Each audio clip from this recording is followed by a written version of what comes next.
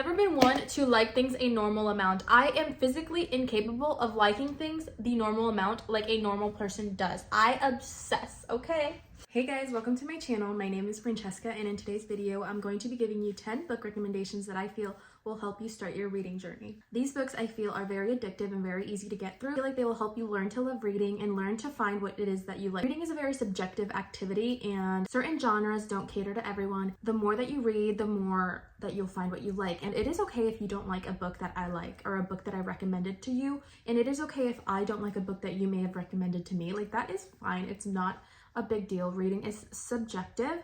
You like what you like, and that's that. Like, you don't need to apologize for liking something. You don't need to apologize for not liking something. Like, it is what it is, okay? It's not that serious. Reading is fun. So without further ado, I always recommend these books to some of my friends that are looking to get into reading, but they don't know where to start. And that is the whole reason why I wanted to film this video, because I feel like it would be really fun, and I have personal favorites that I love to talk about, and I think it would just be fun. I believe everybody should read. I feel like it is a hobby, it is an activity that everyone can cater to, and I think it's just such a beautiful thing. I get so excited talking about books. I have such a passion for books and reading that I don't know how to explain it. Like, I truly love it so much. I look forward to it every single day. When I find myself getting into a reading slump, I feel like I genuinely get really depressed, because without reading and without having the want to read, I don't feel like myself. If that makes any sense. Like, that might be a little bit dramatic, but that's truly how I feel about reading. I truly have such a passion for it. I love it so much. Just being able to literally travel to all these different worlds, all these different point of views through words on paper is actually insane. And like, to feel the feelings that I feel while reading some books over fictional characters is insane. That is just like the power of reading, the power of words. I'm gonna shut up now because I'm talking way too much, and I can continue talking about how much I love books and reading. Enough of my rambling, let's get into the book recommendations. The first book that I'm going to talk about is Yours Truly by Abby Jimenez. Now, Abby Jimenez is a contemporary romance author. Jimenez's writing style is really easy to understand, and she truly just has a beautiful way of writing. I don't know how to explain it. Her and Emily Henry, which I am going to talk about later on in the video, her and Emily Henry, I feel like, have a very similar writing style. The way that they write just feels so relatable. Like, they write about real things and real people in such a realistic way. Every time I read one of her books or Emily Henry's, like, I just have so many emotions reading them, because I can relate to like almost every single character that they've written about. In this book specifically, it does talk about anxiety. The main male character struggles with anxiety, and I've never felt so seen and understood with anxiety, because anxiety is one of those things that's really hard to talk about, and it's really hard to explain why you feel anxious about certain everyday things that you shouldn't feel anxious about. And I feel like she just portrays it so well in this book that it just, like, it felt so raw, and I absolutely loved it. I loved the main male character. He's perfect to me, okay? I love him. This book follows two doctors. One is the female main character. Her name is Brianna Ortiz, and the other is Jacob Maddox. He is the main male character. So Brianna is currently going through a divorce. Her brother is really sick and is going through kidney failure and is in need of a kidney donor. So she is just truly really going through it in her love life and in her personal life. Like, she's just not doing the best. And on top of that, she's trying to run for, I think it's chief of emergency medicine or whatever. The hospital hires a new doctor, Dr. Jacob Maddox, who they also want running for the chief position that she wants. Right off the bat, she's like really not into him. She doesn't like him. She sees him as competition. She sees him as a threat. And Jacob, on the other hand, he deals with a lot of anxiety, like I said before. He has a lot of serious anxiety. He doesn't really know how to communicate to people. Sometimes he struggles with it. And so she's like seeing all of these things and stuff that he is portraying, but that is not what he is intending. And so he's struggling with that, and he realizes that Brianna doesn't like him, and he doesn't like that. He is not trying to come off as an enemy. He is not trying to come off as a competitor. He had no idea that there was even a promotion to go for. He just moved and he was hired, and he was just looking for a new job. He had no idea about it. So what he does is he writes her a letter, because he struggles with anxiety. He doesn't know how to confront her. Every single time that he's run into her, it's just a mess. It's not how he wanted it to go, so he feels like the best way to do it is to write it all down and just to leave it in her locker for her to find, and hopefully she'll understand him and she'll forgive him and they can go from there. When Brianna reads the letter, it's a really, really good letter. She absolutely loved it and she completely understands his struggles with anxiety, and I feel like she just has a better understanding of him, and she realizes that everything that she thought about him was all wrong, and so she writes him another letter back explaining everything to him, and they kind of just go from there, like writing letters back and forth to each other. They have like secret meetings. They just meet up together for lunch in her sob closet at the hospital. Brianna's brother's doctor is actually Jacob's friend. Jacob's friend was the one telling Jacob about Brianna's brother and how he's been waiting for a kidney donor for the longest, and he's just having like the worst shit luck ever. He basically just kind of asks him like, hey, like, do you want to like test and see if you're compatible or not? And Jacob was like, sure, like nothing has to be set in stone, you don't have to do it, but just to see, and like you can decide from there what you want to do. He goes and does all the tests that he needs to do, and he comes back and he is a perfect match for Brianna's brother. Jacob ends up donating his kidney. He is not donating it for Brianna or her brother. He's more so doing it because his mom has been in the position that Brianna's brother was, where she needed a kidney donor and she couldn't find one, and someone gracefully donated their kidney for her. So he always had this like want and need to be able to repay someone in that same way. And so when he found out that he was a perfect match, he like instantly wanted to do it for his mother. He does it and he doesn't want Brianna to know.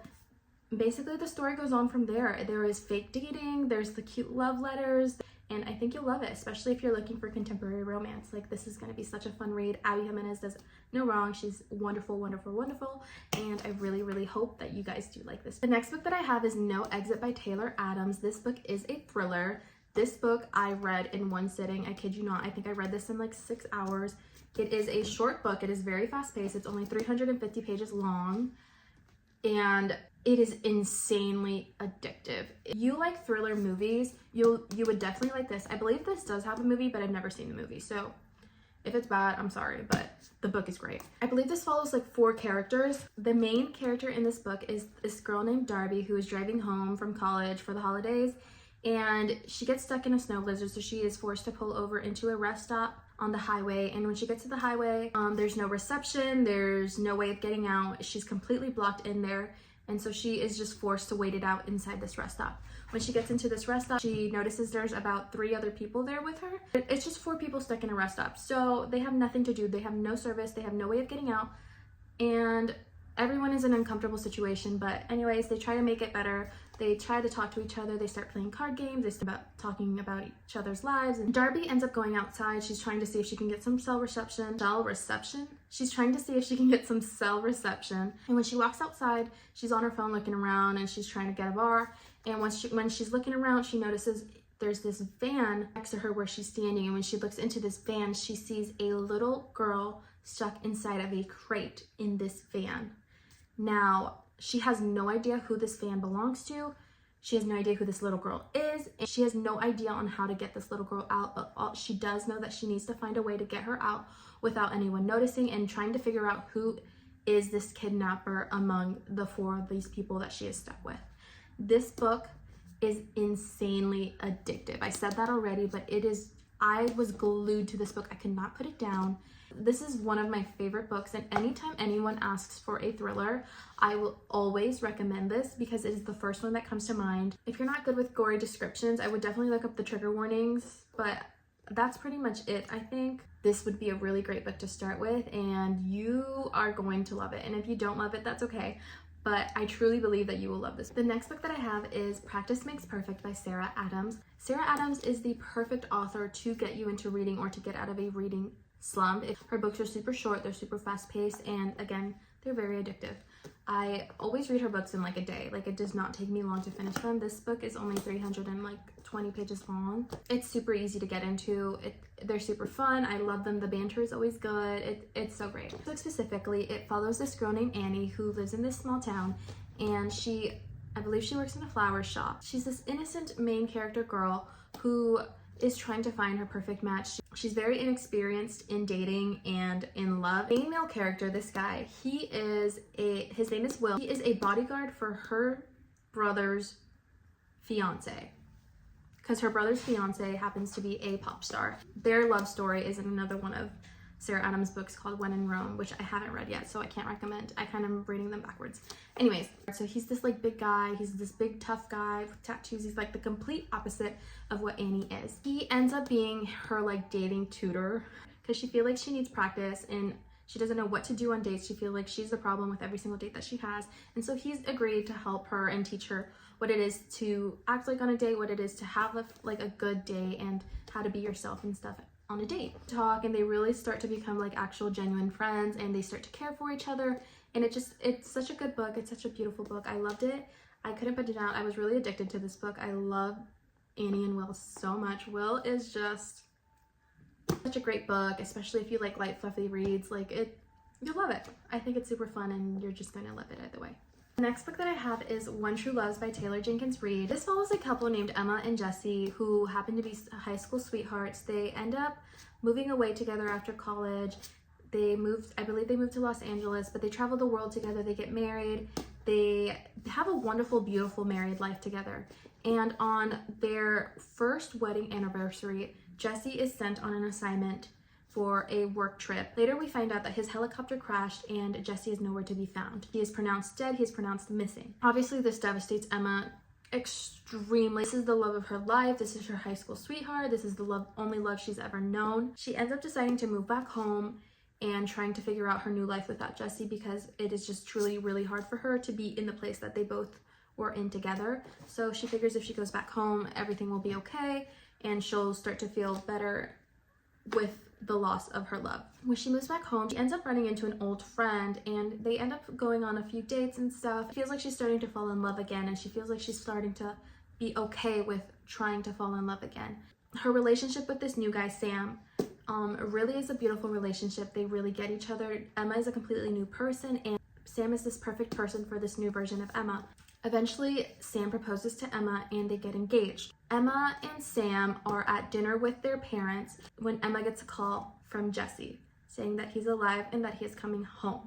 Emma's obviously confused. She's in utter shock. She doesn't know what to believe. She doesn't know what's going on. But now she has a fiance and she has a husband that she's still married to. So she needs to figure out who is her one true love and what it means to love someone truly. Personally, I loved it so much. I thought it was really easy to get into. It was very straight to the point. It was full of lots of emotions, strong emotions. Like, I definitely cried reading this book. This is such a great read. I really truly loved it. Taylor Jenkins Reid is such a great author. The next book that I have is Never Lie by Freida McFadden. This book is a mystery thriller. Freida McFadden is a mystery thriller author. She is a great author to get into reading. All of her books are fast-paced, they get straight to the point, and they are addictive. They are truly, truly addictive. Looking to get into reading and you know that you like mystery thriller movies, read Freida McFadden. This specific book, it follows a newlywed couple and they are looking for a new home. They go house hunting and stuff and they find this house that they really end up liking, who was formerly owned by a psychiatrist who went missing a couple years back. When they are touring the home, they get stuck in a blizzard, so they are forced to get stuck in the house.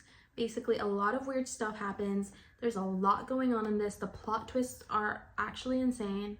I feel like I've been saying insane a lot in this video, but like Freida McFadden, there's one way to describe her plot twists, is insane. And speaking of Freida McFadden, my next book is The Housemaid, also by Freida McFadden. It's a super popular book. A lot of people have talked about this book, and for good reason, because it is addicting. This book follows a woman who is looking for a job. She lands this nanny job for this really rich family. It's a live-in maid situation, which is why it's titled The Housemaid. Duh. A live-in nanny position, so she moves into the home and her room is like a really tiny room up in their attic, I believe, or it's like near their attic. It's just like somewhere into their house and it's like really tiny. Basically, she is hired to basically just clean up their house and like drive their daughters to practice or to school and stuff, and just normal nanny maid stuff, okay? That's why she's hired. As she moves in, the more that she realizes that the wife is purposely making like all these messes and stuff to get the maid to clean them up, and she's like, okay, that's really weird, like, why are you doing this? She starts to realize that the wife is like telling all these lies about the daughter, and like she just realizes that something's not adding up. There's something really weird going on here. The only person that she feels like is actually sane in this house is this husband, and so she slowly starts to like really crush on this man. She starts to really just fall for him, and she's getting a little risky. Annie ends up trying on one of the wife's dresses, thinking that nobody is going to find it, that nobody's going to know that she did. But she later finds out that the wife did find out about her dress, realized that her bedroom door locks from the outside, and finds herself locked inside of her bedroom. And she doesn't know what to do. And she doesn't know what's going on. And it's just crazy. Why am I speaking like that? Really long time since I read this, so it's really hard to remember what it is that happens without spoiling it. Okay, I'm really trying not to spoil it. That's all I'm gonna say on this book for now, because I don't even know where I was going. Okay, nonetheless, this book is really good. It's really addictive. It's crazy. It's absolutely crazy. There are 2 other books that follow the series, and I read the second one. The second one was really good as well. I haven't read the third one. Go read her. You'll love her. Or you'll hate her.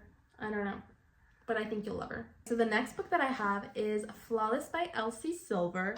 Now, I just read this recently. I read this like a week ago. I read this in one day, so addictive it is. This is a cowboy romance. This is the first cowboy romance that I've ever read. This is part of the Chestnut Springs Interconnected standalone series. It is a very popular series. I've heard about this series for years and years and years, and unfortunately, I don't know why I never picked it up sooner. But fortunately for me, I am picking it up now, and I am devouring it. It is so good, and I truly regret not picking it up sooner, but it's fine. I'm still loving it. I didn't know I liked cowboys until I read this. I'm in my cowboy era. Give me more cowboy romance recommendations, please. Give me cowboy romance movies, shows. Give me everything cowboys, because I love me some cowboys now. It's a Canadian cowboy romance. Am I stupid or something? Because I had no idea that like Canadians had cowboys like that. Like, I thought that was an American thing. Is that very American of me to know?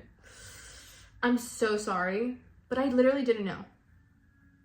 So maybe it's just the Canadian cowboys that I have a thing for. This follows Rhett Eaton, who lives with his family. He lives on a family farm. He is this famous bull rider. He's going through a pretty bad public image. He's saying things that the public doesn't like. He's just looking very frowned upon within the public's eye. So his agent believes that the best thing for him is to have this babysitter to watch his every move, and to watch, like, not his every move, but to just make sure that he is on top of things. He's not saying things that he shouldn't in the public eye. He's doing the right thing for his public image. And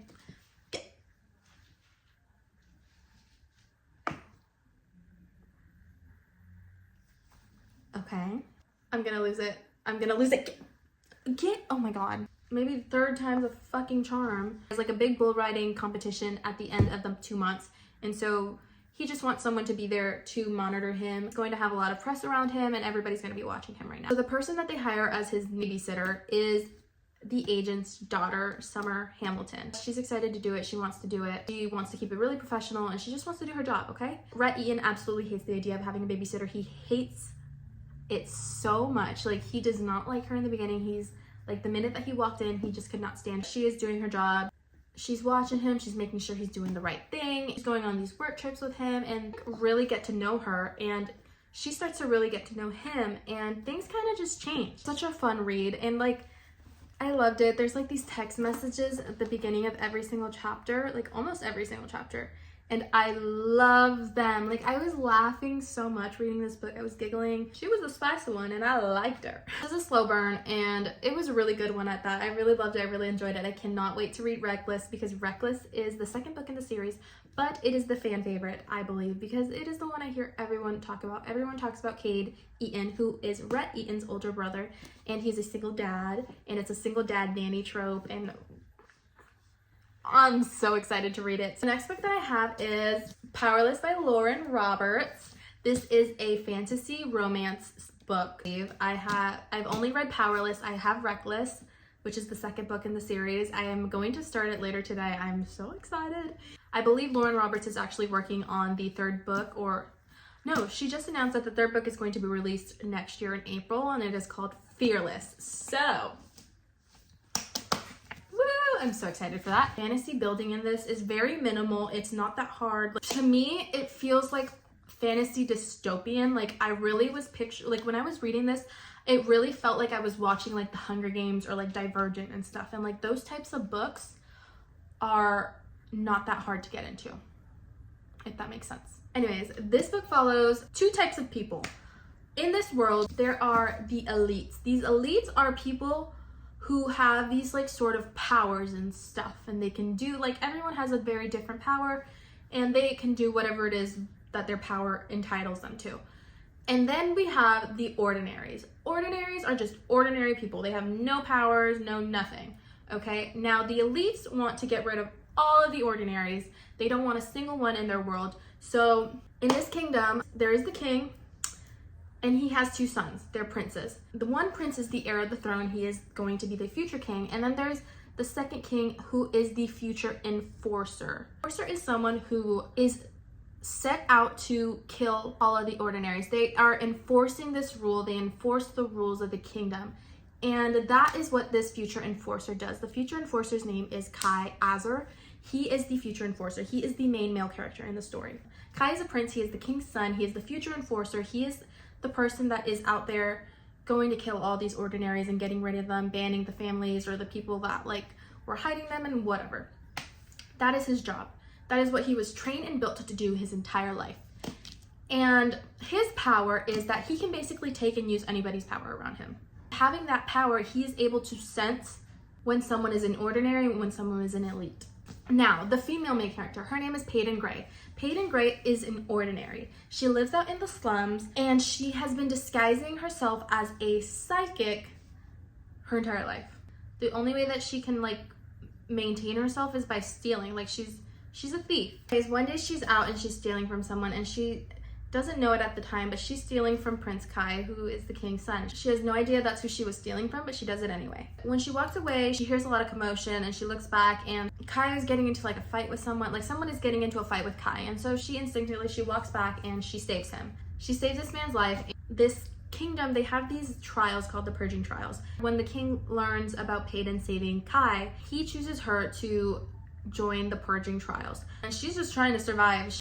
But lo and behold, we have Prince Kai, this charming man, this wonderful, beautiful man who worms his way into her heart, into her mind, and vice versa. He is completely head over heels for her from the minute that he ran into her. Little does he know, she is the one thing that he has trained his entire life to hunt. And he is the one thing she's pretended her entire life to be and to hide from. So we just love that, don't we? This book is absolutely insane. The banter in this is so freaking good. I want to be Peyton so bad. Oh my god, Kai is the biggest flirt. He's the biggest flirt, but he's like the most romantic person at the same time. Like just the way he speaks about her and the way that he thinks, oh my god. Well, I'm actually gonna read some of the quotes that are on the back of the book, so I'm not spoiling anything, but like they're just so good, especially this one. This is like one of my favorite quotes in the whole book. And Kai says, I'm literally blushing and giggling right now, and oh my god, guys, it's so good. If I am to be her enemy, I want it to be because she loathes herself for wanting me. What a man. Ugh, I love him so much. And Robert's writing is so beautiful. I absolutely loved it. Oh my god, I love Kai. I love Prince Kai so much. I want me Prince Kai. You guys are gonna love this book so much, I promise you. The next book that I have is Magnolia Parks by Jessa Hastings. Now, I feel like I've talked about Magnolia Parks so many times before in my videos, so I don't want to go into a super deep description, but the reason I talk about it so much because it is truly becoming one of my absolute favorite series. I absolutely love this book with everything in me. Jessa Hastings is such a phenomenal writer, and these books are just so hauntingly beautiful, and they're just going to hold a special place in my heart for the rest of time. This follows two people, Magnolia Parks and BJ Valentine. They are this like infamous couple like in London's high society. They are childhood friends turned to lovers.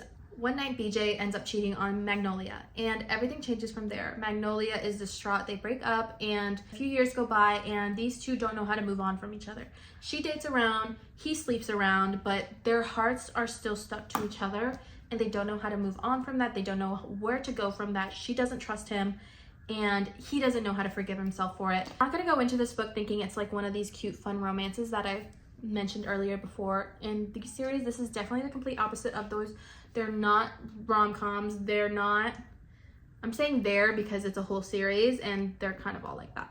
or at least the first 2 that I've read. It's definitely heartbreaking. It's very sad. It's very haunting. Like, haunting is like the best way for me to describe it, because that's kind of how I felt reading about their emotions and their feelings and their point of view. Is really such a work of art. Jessica Hastings is a wonderful author, and I feel so privileged to be able to live during the times that this is being published. And this is such a wonderful book. I'm always going to recommend it. This is not going to be the last time I talk about this book, so sorry. So the last and final book that I have for you guys today is, drumroll, Funny Story by Miss Emily Henry. Now, if you guys watched my videos in the past, if you've watched my TikTok videos, you know that I love Emily Henry with my entire being. Emily Henry and Abby Jimenez and Jessica Hastings, they're like this. They're like this to me, okay? So speaking of Emily Henry, she just released the title of her next book. You guys, I'm so excited. Funny Story follows this girl named Daphne who is engaged to this man named Peter. Daphne ends up moving to Michigan where Peter is with his family and like whatever. They end up buying this house and they're just set to get married and stuff. Until one day, Peter realizes he's actually in love with his childhood best friend, Petra. He leaves Daphne for Petra. He leaves her for Petra after she moved to his state completely on her own, not knowing a singular person besides him. She left her entire life for this one man who leaves her for his best friend. The friend he told her not to worry about. Literally, what the fuck? Literally, I would go insane. Literally, like I would burn the house down. Daphne is basically, she's left, and he gives her a week to move out and find her own stuff and find her own place to live, after he just dumped her, their engagement, for his childhood best friend. Babes, they're gonna have to handcuff me if that ever happens to me, because holy crap. Daphne doesn't know who to go to. She literally doesn't know anybody. The only other person that comes to mind is Petra's ex that Petra left for Peter, and his name is Miles. Miles is this complete opposite man of her. He is very much like Nick Miller and Stiles Stilinski in a person. I love him. I love him. He's just very different from most of these male main characters that you read about. He's like a very realistic man, and like he's like definitely my type. Like he also reminds me of my boyfriend in a way. So that maybe that's why I have extra love for him too. Miles Nowak, yeah, he's the only other person that knows what she's going through, because he's going through the same exact thing. No, he wasn't engaged to Petra, but he was with her for like 3 years. So it's safe to say that they're going through the same thing. So Daphne ends up moving in with Miles, and for the most part, these two avoid each other. They are both grieving a relationship, and they're just going through it. They're both depressed. It's not a fun time in that household right now. But anyways, they avoid each other until one day they both get an invitation to Peter and Petra's wedding. Isn't that so sweet of them? Like, ugh. They get an invitation to Peter and Petra's wedding. And so they kind of form this, alliance, and they start faking a relationship in order to come off as like the bigger people in this whole situation, in this whole very fucked up situation. And I love them for that, because man, honestly, I would do the same thing. Because screw these people, like what the hell? You invited me to your wedding and you literally, no, goodbye. Yeah, so there's fake dating, and it basically, the story goes on from there. It's so good. They start to hang out, they start to really get to know each other, and it's such a beautiful book. Again, Emily Henry writes about real people. She writes about real situations and like just real feelings. That's why I love her writing so much, because I feel like I can just really relate to like almost all of her characters. Sorry, my camera, I don't know what's going on, but it keeps ending the video, so I'm just gonna end it here. I feel like I said what I needed to say. Basically, Funny Story. You're gonna love it. You're gonna love Emily Henry. Anything by Emily Henry is great to get into reading. That's it for my video. I really hope you guys find a book that is going to help you get into your reading journey. Like, reading is such a beautiful thing, and it's such a wonderful thing, and I really hope you guys enjoy it. I love all of these books. They're all such great reads. If you don't love them, that's okay, but I hope you do. I hope you find one, at least one, that truly resonates with you and that truly gets you started into reading, because you're not gonna look back. Once you get into reading, you're gonna love it, and you're gonna be here to stay, babes, I promise. That's it for my video for today. I really hope you guys enjoyed it. If you guys give it a like, I hope you guys subscribe. If you guys want to follow me on all my other social media, I have everything linked down below. But yeah, that's it. I hope you guys have a wonderful week, and I'll see you guys in the next video. Bye. Bye bye. I'm sorry. I'm so